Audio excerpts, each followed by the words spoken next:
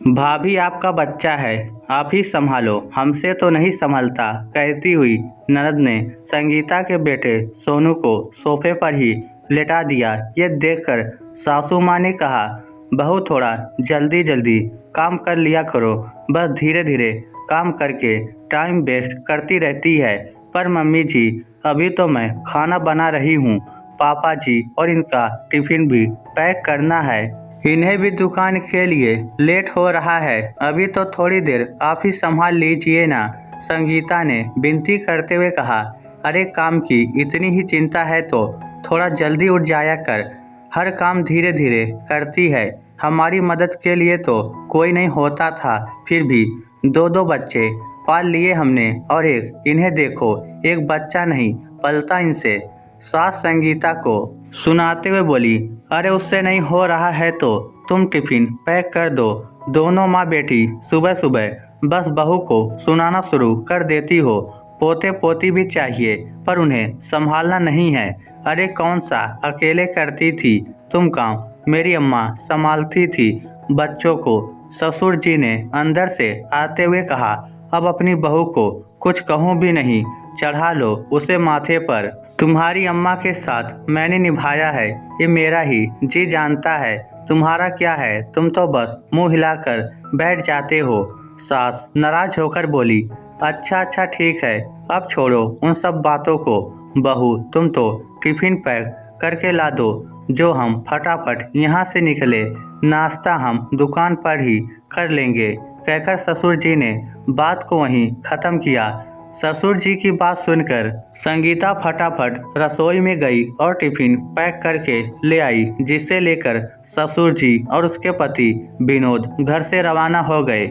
लो बहू के राज में तो आज भी बिना नाश्ते किए ही चले गए।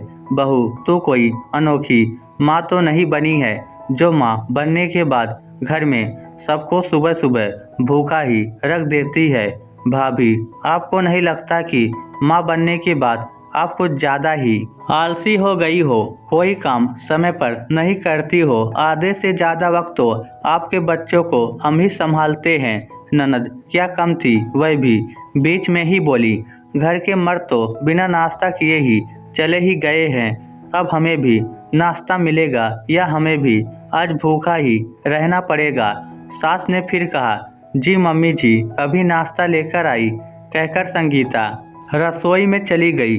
अभी रसोई में पहुंची ही थी कि सोनू ने रोना शुरू कर दिया।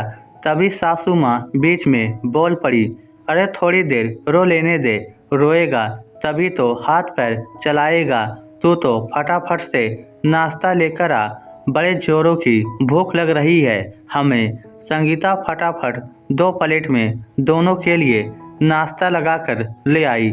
नाश्ते को देखते ही ननद झल्ला पड़ी, ये क्या है? पराठा, आलू की सूखी सब्जी और रायता, भाभी इसे नाश्ता कहते हैं क्या? अरे हम आपके बच्चे को संभालते हैं, कम से कम खाना तो हमें ढंग का दे दिया करो।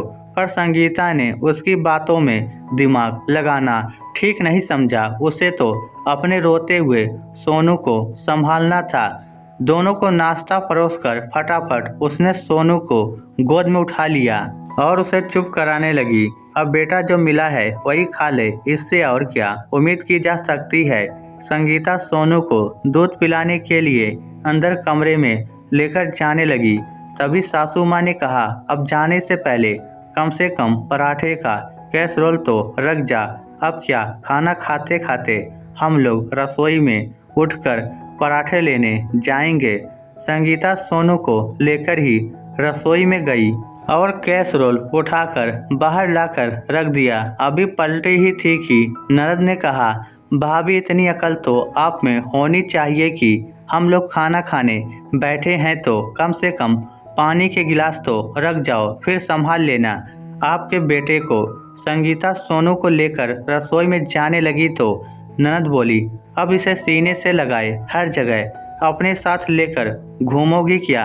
यहीं सोफे पर लिटा दो, दीदी कहीं ये गिर ना जाए। अरे हम लोग बैठे हैं ना, यहाँ पर नहीं गिराएंगे, तेरे बेटे को इतना सा भी भरोसा नहीं है क्या हम पर? सास ने कहा। सास की बात सुनकर संगीता ने अपने बेटे को वहीं लिटा दिया और अंदर रसोई में 2 गिलास पानी लेने चली गई। अभी गिलास में पानी डाल ही रही थी कि अचानक सोनू के गिरने की आवाज़ आई। सुनकर संगीता बाहर दौड़ी आई। क्या हुआ मम्मी जी? कैसे गिर गया सोनू? अरे कैसे गिर गया? क्या मतलब? कोने पर लिटा कर जाओगी तो गिरेगा, नहीं तो और क्या होगा? ननद ने कहा, एक बच्चा नहीं संभलता तुमसे, फोड़ दिया ना मेरे पोते का सिर। सास सोनू को चुप कराते हुए बोली, पर सोनू था कि चुप ही नहीं हुआ। अब खड़ी खड़ी देख क्या रही है? ले इसे अपनी गोद में और चुप करा। क्या संभालेगी ये बच्चे और घर को? अच्छी ढीली बहू पल्ले पड़ी है। आखिर संगीता ने सोनू को गोद में लिया और चुप कराते हुए उसे अपने कमरे में ले गई। कमरे में ले जाकर उसे दूध पिलाकर सुला दिया, पर सोनू के सिर पर चोट के कारण निशान पड़ गया। शाम को ससुर जी और विनोद घर पर आए तो सोनू के सिर पर चोट देखकर बोले, क्या हुआ सोनू को? सिर पर चोट कैसे लग गई और क्या होगा? तुम्हारी कामचोर बहू है ना, उससे एक बच्चा तक तो नहीं संभलता। इतनी लापरवाह है कि बच्चे को सोफे के कोने पर सुलाकर चली गई।